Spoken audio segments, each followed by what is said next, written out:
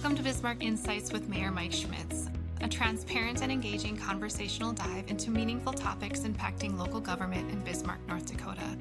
Bismarck Insights is dedicated to removing barriers between the City of Bismarck and the citizens we serve every day. Welcome to Bismarck Insights. I'm Bismarck Mayor Mike Schmitz, and today I have with me our new Chief of Police, Jason Stugelmeyer. It's a little over a month now since you were appointed or hired by the city, so welcome officially. Thank you. And congratulations. Just give us a little bit of information about your biography and what led you to law enforcement. I know some of us know it more detailed than others, but I think it would be good for our citizens to know about that because it shows how important it is and how well qualified you are. Yeah, absolutely. So I always wanted to be a police officer.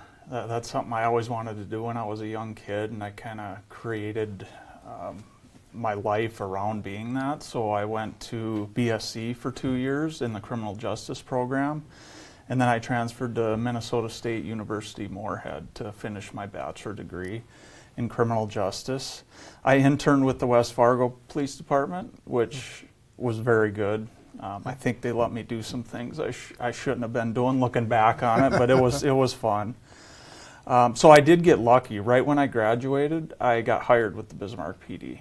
And this is where I'm from, born and raised, so this is where I wanted to end up, even though it's hard to police in your own city as a police officer because you run into people that you know and stuff like that. So yeah, I started as a patrol with the police department, loved it. I did approximately 4 years on the patrol shift. And then I applied for investigations and I started in investigations. So what I started as a property crimes investigator. So all property crimes that needed investigation came to me. I eventually was selected to do personal crimes. So anything personal, GSI, I did investigate a homicide, just various roles that affected people, which is a little bit more enhanced. So I love that. I didn't want to leave investigations, but my second time applying to be a sergeant, I got selected to be a sergeant. So historically with our police department, the openings are on patrol. As a police sergeant, I wouldn't do anything else and have had that experience. As a first line supervisor on patrol, it's a very important position. You're making all the calls out on the street. So I did that for about 7 years as a sergeant. I got promoted to lieutenant. I ran a patrol shift as a lieutenant for a short time. And then one of our Police Youth Bureau lieutenants got promoted, retired. So I applied for that position just to give me a different perspective of the police department because I was always in that field service role. And I really enjoyed that. It gave me some good, like I said, administrative type experience working with the schools very closely. So I did that for 4 to 5 years, somewhere in there. And then I applied for deputy chief in 2017, 2018 timeframe and was promoted to deputy chief. Served in the support service role as deputy chief. So we have 2 deputy chiefs. We have one that is field service commander, so they deal with all the stuff that normally happens out in the field. Patrol investigations, the airport, those type of activities.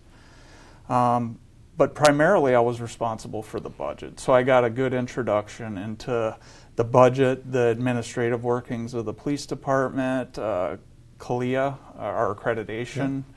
Got to get to know that very well. And then about 3 years ago, Deputy Chief Ziegler, who was the field service commander, and I switched over. So I was now field services for 3 years, and Randy did support services, Deputy Chief Ziegler. So that was, I feel like I encompassed a lot of the experiences of the entire police department, and it was very valuable, and I loved every minute of it. And then, of course, I was selected to be chief here a month ago. And one of your predecessors kind of has, I think, some of the same experiences. He came to his hometown and police too, Chief Donlin. Yeah, absolutely. Some similarities to that. Chief Jarovich wasn't originally from here, but I mean, he's spent a lot of years here. Yeah, he calls this home, Bismarck. And so, I mean, I think, you know, we're fortunate we've got this great police department that has probably well trained our men and women to ultimately maybe rise to chief if they so choose and they fit the bill at the time, because I do think that experience in the community is valuable. Yes, absolutely. So, you know, let's talk about the department a little bit. Obviously, you've been with the department for a long time, so just stepping in as chief isn't like there's major changes if you to come from out of town or having to learn. But I'm sure you're learning a lot in the first 6 weeks here or so. But you know, we got 120-ish sworn officers, plus we have other people. So how do you see the department as it currently exists, and maybe let's think about as we go forward what you might envision some opportunities for. I don't know if I'll call it improvement, but for change. Absolutely. So I feel that we got a very good police department, and I base that off of you know, just experiences and training and other things that I've done. And every time we hire somebody from the outside that's worked with another police department, I sit down with them and I said, hey, if you see something in our department that we could do better or fix, or your old department did something better, you gotta let me know. But the biggest factor in that is really looking and going to trainings and collaborating with other agencies to see what they do and steal the good things that they do. And that's exactly what I like doing.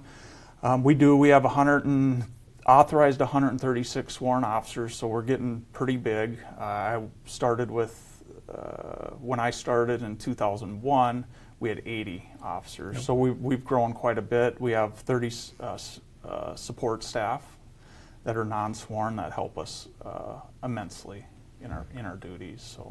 So you mentioned 136 authorized, and the note said 120 here. So we have some unfilled positions, I'm assuming. Yeah, we do. Unfortunately, it's been hard the last couple years, I would say, since around COVID timeframe to get some good candidates in the door. The candidates we are hiring are good. We haven't changed our standards or anything like that. We're not going to do that. We will run short if we need to.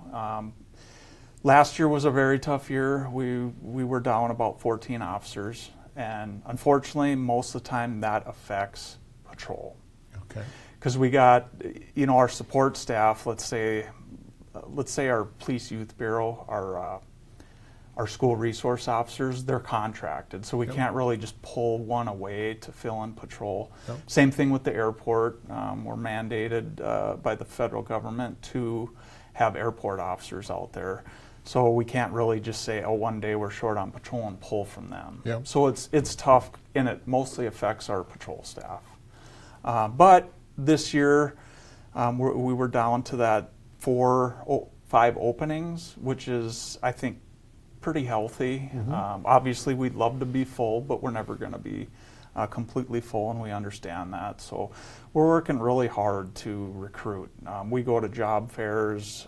We're just concluding making a recruiting video. Okay. That's gonna, it's very flashy. It's gonna hopefully attract the next generation into becoming the police department, coming to working for us. So I think you may have mentioned this earlier, but you also, as part of your time pre-deputy probably, you were part of the SWAT team with the Bismarck PD, and that's a specialized group, especially the Western North Dakota SWAT. So how does that group benefit our police department, and conversely, how do we benefit them? So it's very important, especially for a city our size, to have a tactical team. You need some expertise. Luckily, we don't need them every day. Historically, in the last 10 years, there's been about 4 or 5 incidences a year where you need that special trained officers, some special equipment, and mostly protection through armored vehicles and stuff, because our city's safe, but we do have bad actors, and we want to keep our officers safe, have the best training, and that type of thing. So yeah, I was very interested in that SWAT role. You get to go to some additional training, and then you get to bring that back to the police department and train your other guys and gals that are out there just doing the patrol work. To be honest with you, what I tell people, and my wife when I was on the SWAT team, it's more dangerous to be a patrol officer than a SWAT team member. And the reason for that is because when SWAT gets called, they know what they're dealing with. They have better training, better tactics. Unfortunately, patrol, they get called to some, and sometimes it turns into something they didn't get called to, and it's unexpected. So, but yeah, we don't need them a lot, which is good, but you definitely need them. The state has set up a regional response in 4 quadrants of the state. So you got northeast, northwest, or southeast and southwest. So it's broken up between Bismarck, Fargo, Minot, Grand Forks. So they give grants that help our teams build up. So if somebody else in in our region needs help, they call us and we can assist them. So how many of our officers are part of that? So our SWAT team's approximately 32 officers. So it is a regional team between us, Burley County Sheriff's Department, Morton County Sheriff's Department, and Mandan PD. So we have 18 officers. And then the other agencies contribute. It's kind of based off their population on the number that they have. So historically, we've ran the team. All the grants come through us, and it's been good. Everybody gets along. I think our law enforcement in the region, the teams it doesn't matter which community they're from or county, I think from what I hear, there's a lot of cooperation. It has to be. I mean. So when I've been to some incidences, larger scale, in North Dakota. I also went to Milwaukee, Wisconsin for the RNC to provide security for Milwaukee PD. They're crazy when we tell stories. They're like, your agencies get along that well? And I'm like, yeah, we have to in North Dakota. We can't separate. We gotta collaborate, provide information to each other, and that's the biggest thing. And that benefits citizens the most, is when your law enforcement is collaborating together. Pretty much in sync that way. Yes. So let's talk about the department. I mean, I know we've just gone through it.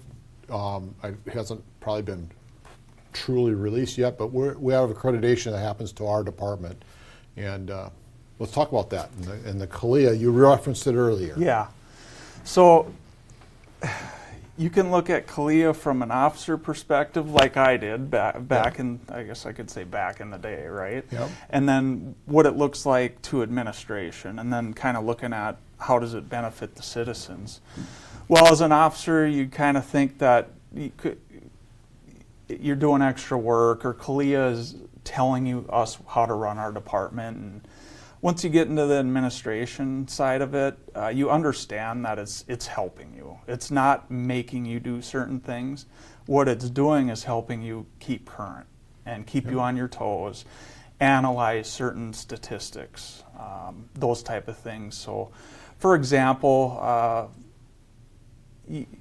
let's say there's a new case law. The Supreme Court comes down with something new on let's say use of force or something like that.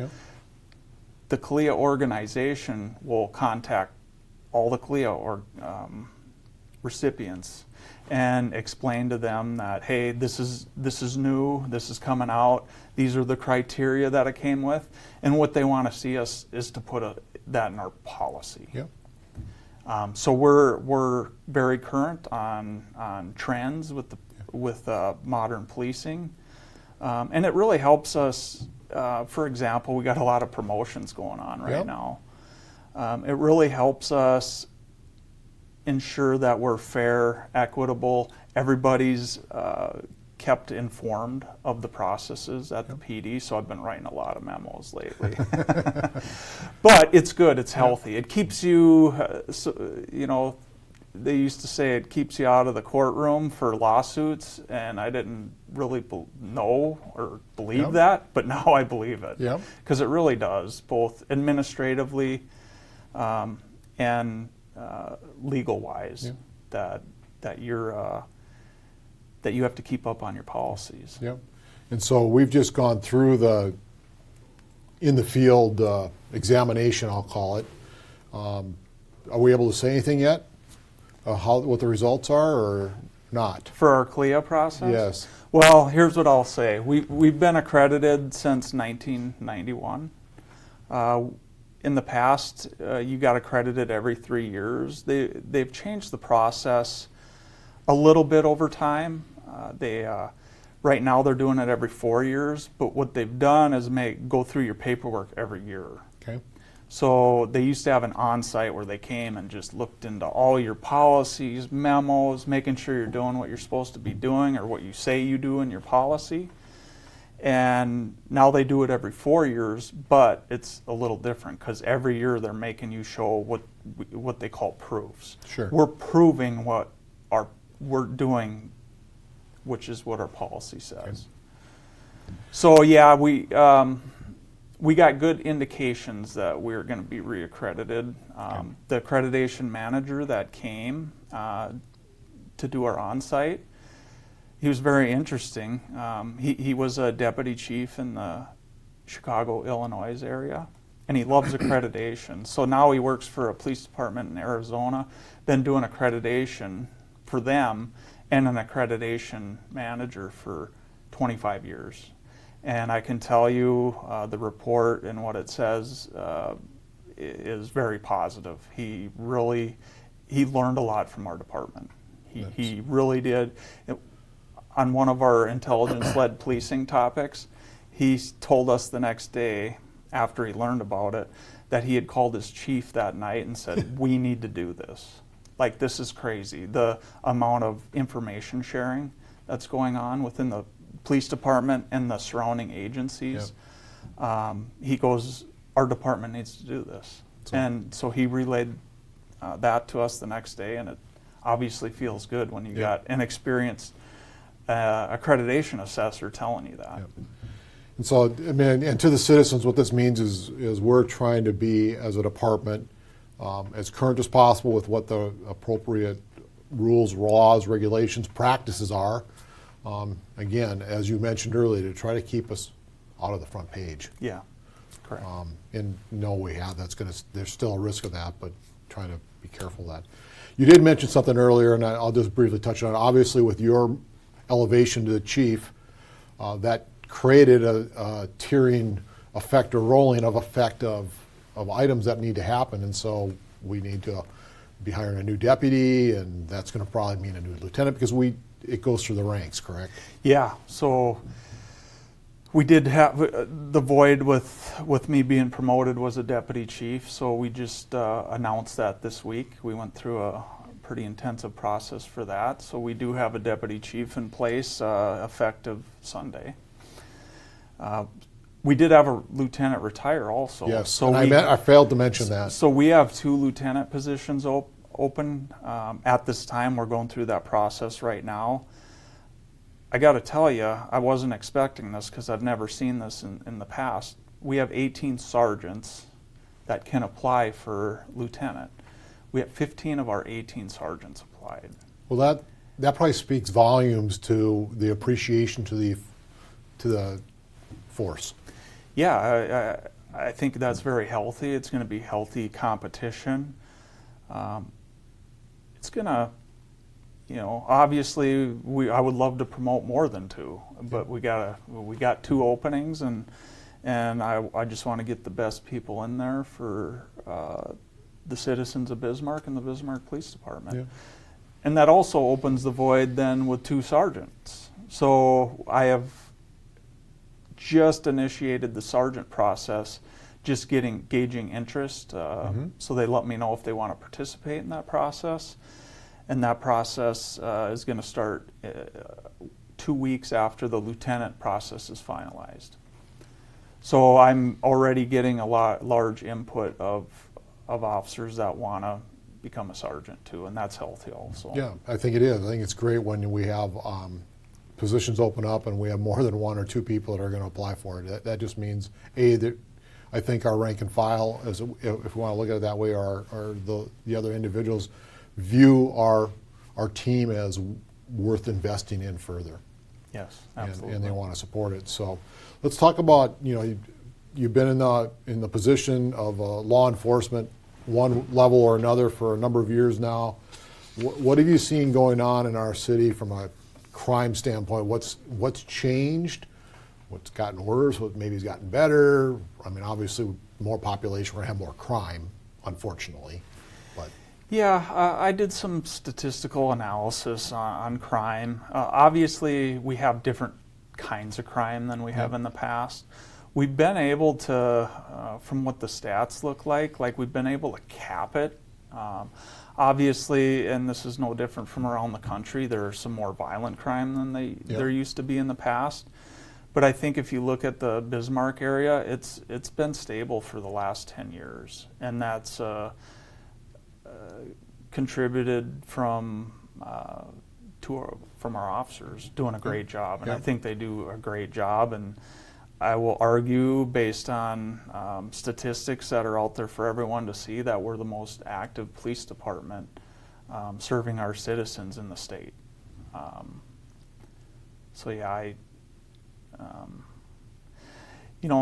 like I said before, you got some people that commit criminal acts, and we're going to investigate those and to the best of our ability. But we want to also have a situation where we're not too aggressive either. Sure. So from the public's perspective, and this is probably where I get calls or emails on more than a lot of other things, is traffic. Absolutely. And we know there are areas in our community where traffic is going too fast, or not obeying stop signs and stop lights and so forth. And Lord knows we probably have all occasionally not been appropriate on a stop sign or stop light. Hate to admit it, but I probably am guilty at times and have to acknowledge that. But what are we trying to do I think speed is the biggest concern for our citizens I hear from, because of safety. Yeah. What are we doing? I mean, I know we've had conversations in the past, and sometimes you target areas, but there's also all these off-road vehicles and what kind of chaos they might cause. Yeah, so as you mentioned, and it's surprising, but the biggest complaint we have is traffic. Citizens want their area that they live in safe. They got kids, got kids walking across the street, and they want their area safe.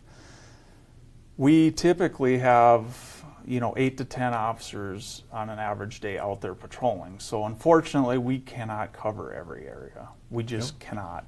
But we try our best. If we get complaints, we have a known area. We have a traffic division that can focus efforts on on that area. We just can't do it everywhere all the time. And I think people get frustrated with that, but we're trying our best. I know we work with the city engineering department to make maybe traffic slow down from an engineering perspective versus a law enforcement perspective too. Traffic calming. Traffic calming. So implementation of whatever it might be, their strategies. So we recently applied for a grant and got it for a speed trailer. And what that is it's a traffic calming device is what it is. We'll put it on an area we know people are speeding. It captures speeds, and it gives us statistical data on how much people are going over the speed limit, how many people are speeding on that road, and then we'll share that data with the engineering and those folks like that. Obviously, it's one of those things where if you put it out there, people that routinely travel that area, they know it's there, so they naturally slow down. So But that's the part data, of the calming. yeah, that is why it's more of a calming device. I mean, we don't use it to issue tickets digitally or anything like that. But so we use that too as a benefit to the citizens to maybe promote awareness that there's an issue in that area, or really analyze, is this a big problem or not? And I know engineering has a way to do it where it's not specifically seen out there, so we can do analysis on is this truly a problem? Because again, we can't be there 24/7, so we use that data and use our resources to the best of our ability. And as you mentioned, there's only a certain number of individuals out on patrol at any one time during the day, and if there's an incident that occurs that requires immediate attention, that's going to pull those people off of traffic patrol to assist probably. Yeah, absolutely. And I know that happens at accidents. I mean, so speaking of accidents, I was talking about this the other day with a new officer. I said, wait till the very first day where it's icy. yep. We will do over 100 accidents. Well, we can't do them all, I mean, but there are reported over 100 accidents. Yeah, so that's interesting. We would be pulled to just doing traffic accidents at that point, so it'd be hard to do other things. Right. But we manage. There are times we go call to call to call where the officers are most of the day just going to calls and solving problems. But there are those days too where they're it's calm out there, not much going on, and that's when they, can do speed enforcement and things like that. So, and my point to that is citizens understand we are aware of these situations and are trying to attack them as best we can, but do know that there are calls that happen that will just take the attention away. Absolutely. So, well, we'll go into budgeting's been going on. You fell into it, I guess. You were working on it already, or part of it, so becoming chief as we're getting ready for 2026 was not brand new to what you're going on. But what have you and the other deputy and prior chief done as we got ready for 2026 budgeting season? Because we'd look to find a way to be more efficient, knowing we have A, hard time recruiting, and B, probably had limited resources for staffing. So I'm a big efficiency guy. I've been like that for many, many years because I find sometimes we have processes that we just did it just because we've always done it that way. And sometimes, there are things that we used to do that made sense at the time but don't anymore. Right. So, I'm big on efficiencies. How can we have officers still doing the level activity but doing less report writing, using AI to help us in report writing, which would save, even if you save 15 minutes a report, over the course of a year with all the officers doing reports, that shaves off a lot of time. Yep.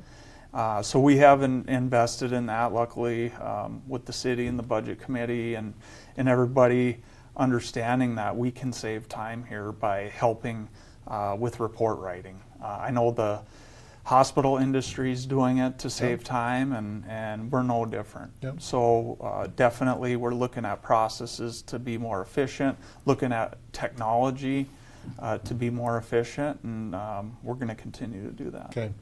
And, we didn't even get to everything here, but I appreciate it, and I'm sure we'll have an opportunity in the future to share information with our community. But Chief, thank you for accepting the offer. I'm thrilled that you're in the position, and I feel like we're in extraordinarily good hands at the department and in the city and the region. So thank you for joining me. Thank you, and that's my goal, to keep the citizens safe. All right, perfect. Thanks, Chief. Thanks.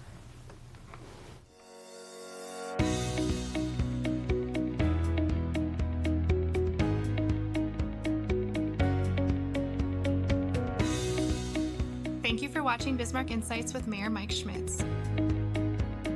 If you have specific topics or questions you'd like addressed in future episodes, email mschmitz@bismarcknd.gov. or call the City of Bismarck at 701-355-1300. To learn more about the City of Bismarck, visit bismarcknd.gov or follow us on a variety of social media channels by searching BismarckND.gov.